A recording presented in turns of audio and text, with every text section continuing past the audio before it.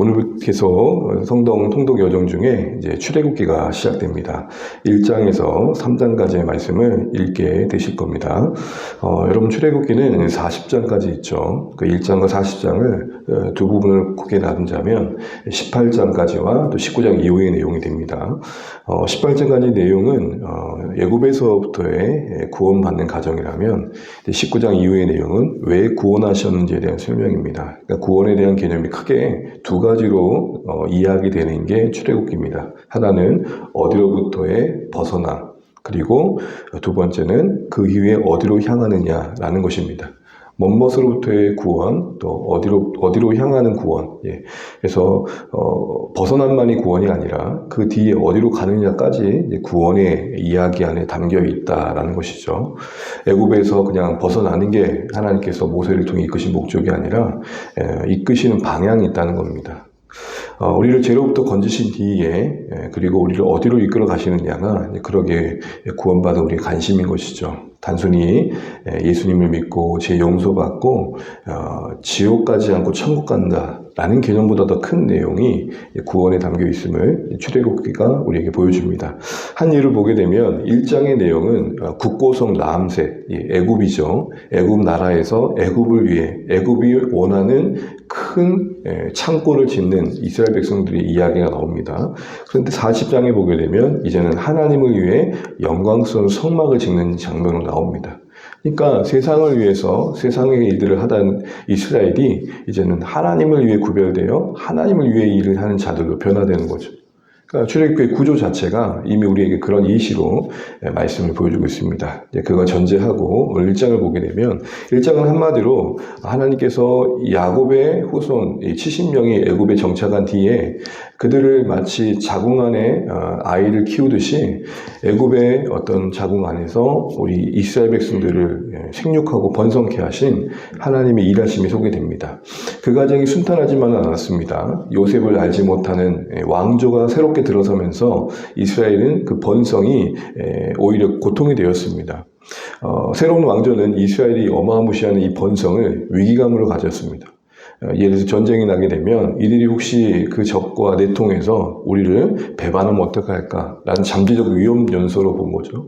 그 잠재적 위험 요소를 제거하기 위해서 그들을 없앨 수는 없고 그 노동력은 필요하니 과도한 짐을 지어서 반항하지 못하게 한 겁니다. 더 나아가서 이제 남자 아이들을 죽이게 하죠. 산파들 두 사람을 데리고 와가지고 남자아이들이 태어나면 그대로 두지 말고 죽게 해라 라고 말을 합니다. 그래서 그 히브리 산파 두 사람의 이야기가 이제 소개가 됩니다. 그러나 그들은 하나님을 경외함으로 그렇게 하지 않죠. 그 일에 대해서 바로가 따지지만 핑계를 댑니다. 그 하나님을 경외했던 산파들에게 하나님은 은혜를 주십니다. 그래서 20절 말씀 보시게 되면 우리 20절 같이 한번 읽어볼까요? 하나님이 그 산파들에게 은혜를 베푸시니 그 백성은 번성하고 매우 강해지리라. 이들의 하나님을 경외한 순종이 오히려 바로를 두려워하지 않는 믿음의 선택이 그들에게도 은혜가 되었고 그 결과 이스라엘 백성은 그 어려움 중에도 번성할 수 있었다. 지금 이야기가 되고 있는 겁니다. 여러분 70명이 셀 수 없는 무리가 되어져 갑니다. 특별히 압제와 학대 속에서도 그 번성함이 이루어집니다. 하나님의 약속의 성취를 그 무엇도 막을 수 없음을 생각해 보게 됩니다. 특별히 생육, 번성, 가득 이 표현은 창세기에 나왔던 표현이죠. 창세기에서 새로운 역사를 시작하시고 죄로 인해 무너진 인류의 형편을 그대로 두지 않으시고 원래 계획하셨던 대로 목적하셨던 대로 역사를 진행해 가고 계신다. 그게 아브라함의 언약으로 구체화되었었고 그 구체화된 약속이 또 구현되어져 가는 이야기가 출애굽기에 이루어지고 있다. 이런 큰 틀을 또 이 단어들이 우리에게 보여줍니다. 우리가 여기서 이제 한 두 가지만 생각해 보면 우리도 예수님을 구주로 믿는 아브라함의 영적 후손입니다.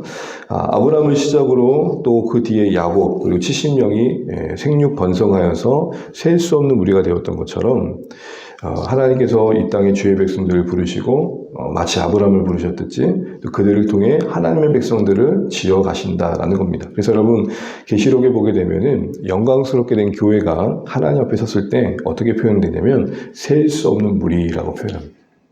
이렇게 어떻게 보면 일련의 했던 표현들이 이렇게 연결되어지는 것이죠. 그래서 아브라함이 야곱이 그래서 애굽에서 이렇게 어마무시한 백성으로 번성해 가는 것은 하나님의 약속이 성취되는 것이고, 오늘 신약시대 우리에게는 예수 안에서 아브라함의 영적 후손들을 부르시는 하나님의 구속의 사역이 얼마나 영광스럽게 맞춰질 것들을 생각해 보게 됩니다. 그 역사의 여정에는 오늘 우리가 과거와 또 내일을 바라볼 때 이 하나님의 역사의 주관하심은 소망이 됩니다. 여러분, 예루살렘에서 또 시작된 복음이 어떻게 조선 땅까지 이룰 수 있겠습니까?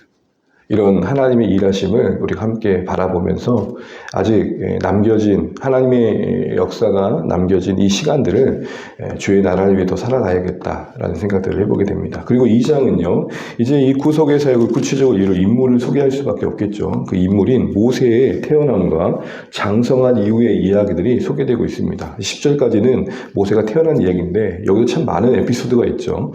그렇게 남자아이를 죽이라는 분위기 속에 태어난 모세, 그 시대의 비극 속에서 그도 죽을 수 있었습니다. 그런데 부모가 그를 떡하니 보니 잘생긴 거예요. 이거는 인물이 좋았다라는 표현이 아닙니다. 여러분 2절 말씀 보시겠습니까? 2장 2절. 그 여자가 임신하여 아들을 낳으니 그가 잘생긴 것을 보고 석 달 동안 그를 숨겼으나, 여기서 잘생겼다는 것은 히브리어서에 보게 되면 이렇게 표현되어 있습니다. 히브리서 11장 23절에 믿음으로 모세가 낳을 때에 그 부모가 아름다운 아이임을 보고 석 달 동안 숨겨 왕의 명령을 무서워하지 아니하였으며, 잘생겼다는 것을 뭐라고 봅니까? 아름다운 아이로 봤다라고 합니다. 성경에서 아름답다 표현은 뭐냐면 하나님의 뜻을 이룬다라는 겁니다. 아름답다라는 표현을 쓸 때 그 결과물은 하나님 뜻이 이루어질 때입니다. 그러니 이 부모들이 믿음으로 보니까 그 품에 안겨진 아이 모세가 하나님의 뜻을 이룰 인생으로 보여줬다는 겁니다. 어떻게 볼 때요? 믿음으로 볼 때. 이러한 시선이 우리의 다음 세대와 자녀 세대를 봐야 되지 않을까 싶습니다. 그 품 안에 있는 아이가 뭐 하나 할 수 있겠습니까? 그런데 부모는 믿음으로 그 아이의 내일을 바라봅니다. 그런데 3개월 이상 둘 수 없었던 게, 이게 이제 크면서 이제 통제할 수 없잖아요. 울음도 그렇고, 혹시 이러다가 죽을 수 있겠다 싶어서 갈대 상자에 담아 강가에 갈대 사이에 이제 올려놓게 됐죠. 갈대 사이에 상자를 받던 애굽의 공주가 이제 그 아이를 이제 품게 되는 가정이 나오지 않습니까? 특별히 여러분 여기서 이전에도 한번 말씀드렸던 기억이 있는데, 갈대 상자는 히브리어로 테바우인데 이 단어가 딱 한 곳 나옵니다. 그 한 곳이 어디냐? 노아의 방주입니다. 그러니까 갈대 상자와 방주를 연결시키고 있는 거죠. 둘 다 공통점은 뭐냐면 무동성선입니다. 그러니까 노도, 돛도 없이 물의 흐름을 따라 가는 배, 그게 바로 테바흐입니다. 갈대 상자에 안긴 이 모세나 노아의 가족이 구원의 방주 안에 있는 거나 하나님 편에서 보면 이야기하고 싶은 게 동일하다는 것이죠. 노가 없어서 인간의 힘을 사용할 수 없고, 도시 없어 자연의 힘을 이용할 수 없는 이 테바흐, 이것은 오직 그 물의 흐름을 따라 하나님의 도우심과 이끄심을 따라 흘러갈 수밖에 없겠다라는 겁니다. 그러니 갈대 상자에 아이를 낳아 나일강에 띄울 때 부모의 마음은 방주에 노아의 가족을 구별하여 구원하시고 그들 통해 새로운 창조를 시작하셨던 하나님의 역사를 기억하는 거였습니다. 하나님, 그 홍수 가운데 구원의 방주 안에서 구별된 이들을 통해 새로운 구원의 역사를 시작하셨던 그 하나님, 이 혼돈의 시대에, 이 억압의 시대에 이 갈대의 상자 안에 내 아이를 담아 놓습니다. 이 아이가 새로운 구원의 역사를 시도하는 인생 되게 해주십시오. 이런 믿음의 고백이 담겨 있었던 겁니다. 또 나아가 이제는 부모로서도 그 아이를 보호할 수 없는 상황에서 아이의 운명을 하나님께 의탁하는 믿음의 고백이 담겨 있는 것이죠. 우리가 최선을 다한 뒤에 또 때론 아무것도 할 수 없을 때가 있을 때가 있습니다. 그때 우리의 심정은 테바흐가 돼야 됩니다. 하나님, 우리 할 수 있을 만큼 해봤습니다. 우리가 어찌할 수 없는 상황과 현실입니다. 하나님, 마치 어찌 될지 모르는 아이의 운명을 그 상자 안에 담아 강 사이에 띄워놓고 하나님께 맡겼던 테바흐의 믿음이 우리의 믿음 되길 원합니다. 이런 믿음이 이 말씀을 통해 생각해 보게 되는 거죠. 맡겨드리고 일해 가실 하나님을 기대하면서 기다리는 믿음 말입니다. 그렇게 해서 이제 애굽의 공주가 우연히 발견하게 되고 그 과정을 지켜보고 있던 누나 미리함이 찾아가서 아이의 유모를 구해다 주는데 그게 마침 엄마였죠. 히브리의 여인의 품에서 젖을 먹고 자랄 수 있도록 공주는 허락해주고 그 사이에 갈대상자에 맡겼던 믿음은 그 뒤에 어미 품에 다시 돌아오는 열매로 얻어지게 됩니다. 그리고 장성해서 어느 정도 나이가 되었을 때, 어느 정도 이제 되었을 때 이제 입양되어지죠. 그 과정에서 모세는 이제 애굽의 왕자로 자라가게 됩니다. 모세는 역설적이게도 산의 아이를 죽이라고 명령한 바로의 딸에 의해 보호받게 됩니다. 참 되게 드라마틱하잖아요. 히브리의 아이를 죽이려는 아버지 바로의 딸이 오히려 히브리 아이를 보호하게 되는. 여러분 여기서 우리는 모든 상황이 잘 되는 것을 이제 복으로 여깁니다. 그럴 수 있습니다. 그런 면도 있고요. 그러나 그렇지 않은 상황 속에서도 우리는 복을 볼 수 있어야겠다 싶습니다. 그 자체로는 괴로움이지만 쉽지 않지만 그 안에서 복을 만들어 가시는 하나님을 우리는 믿음으로 볼 수 있어야겠다 싶은 생각을 보게 되는 것이죠. 이런 가운데 이제 모세는 장성하게 됩니다. 이게 11절부터 나오는데요. 우리 11절 한번 읽어보겠습니다. 11절입니다. 2장 11절. 모세가 장성한 후에 한 번은 자기 형제들에게 나가서 그들이 고되게 노동하는 것을 보더니 어떤 애굽 사람이 한 히브리 사람 곧 자기 형제 치는 것을 본지라. 2장 10절과 11절은 어느 정도 시간이 흐른 것을 보여주죠. 장성해서 애굽의 당당한 이제 하나의 왕자의 자리에 이제 서 있는 겁니다. 그런데 동시에 그는 애굽의 왕자라는 신분과 함께 내면의 세계관 속에는 하나님의 백성이라는 정체성이 있었습니다. 아마도 엄마 품에 자라는 그 시간들 속에 엄마 요게벳은 그 아이의 젖을 먹이면서 끊임없이 눈을 마주치며 이야기했을 겁니다. 얘야, 너는 얼마 뒤면 애굽 그 공주의 품에서 자라겠지만 성장하겠지만 너는 히브리인이란다. 너는 하나님의 자녀란다. 언약의 백성이란다. 아브라함과 야곱, 이삭과 야곱의 후손이란다.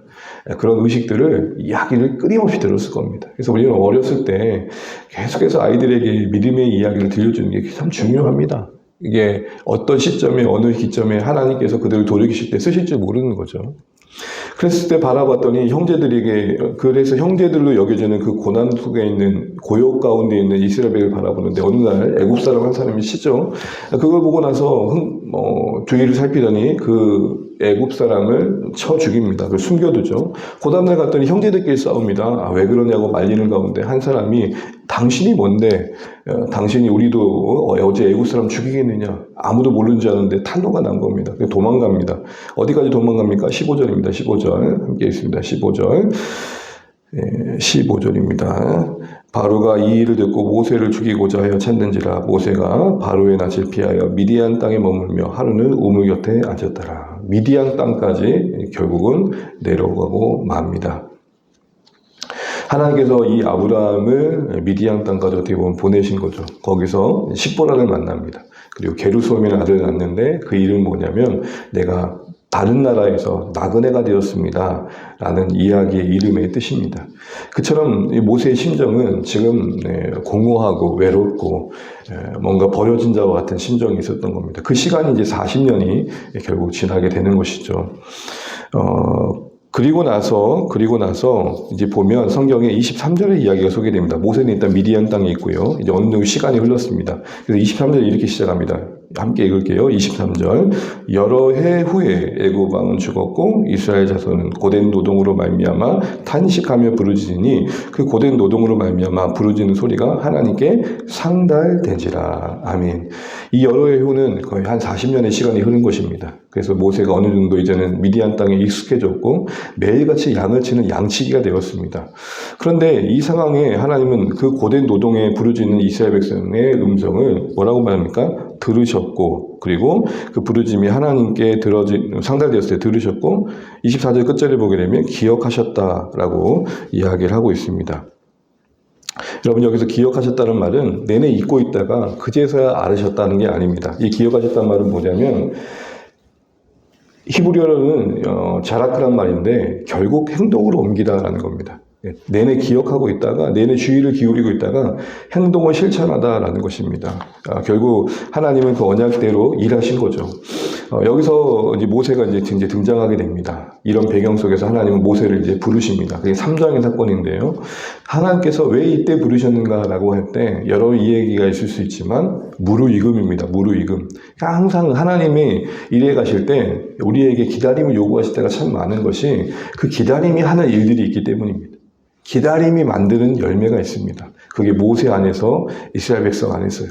이스라엘 백성들은 그 기다림 시간 속에 더욱더 구원을 갈망하게 됐습니다. 모세는 더욱더 겸손해질 수밖에 없었습니다.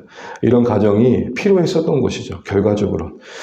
그 과정이 이제 지나고 난 다음 3장에 어느 날 양떼를 치는 평범한 날 모세는 부름받습니다. 어떻게 부름받은지 우리 너무 잘 알고 있죠. 여기 1절 이후에 보게 되면 2절만 한번 읽어볼까요? 2절 시작.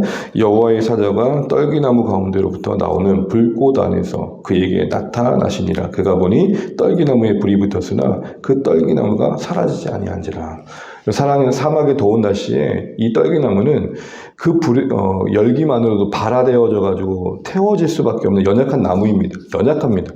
쉽게 타요. 근데 불이 붙었는데 꺼지지 않고 또 그 나무 먼저 멀쩡한 겁니다. 이건 하나님의 어떤 분이신지 계시한 것이죠. 특별히 그 불은 이제 모세와 함께 할 겁니다. 그리고 모세와 함께한 그 하나님이 이스라엘과 함께 하실 겁니다. 그러니까 쉽게 타는 떨기나무가 불이 붙었는데 타지 않고 오히려 그 불을 내고 있는 이 모습은 이제 연약한 이 80세의 모세가 아무것도 할 수 없다고 하는 이 모세가 하나님의 불이 임하여 구원의 손길로 쓰임받을 것을 보여주고 이스라엘 가운데 그렇게 함께 하실 하나님을 보여주는 겁니다.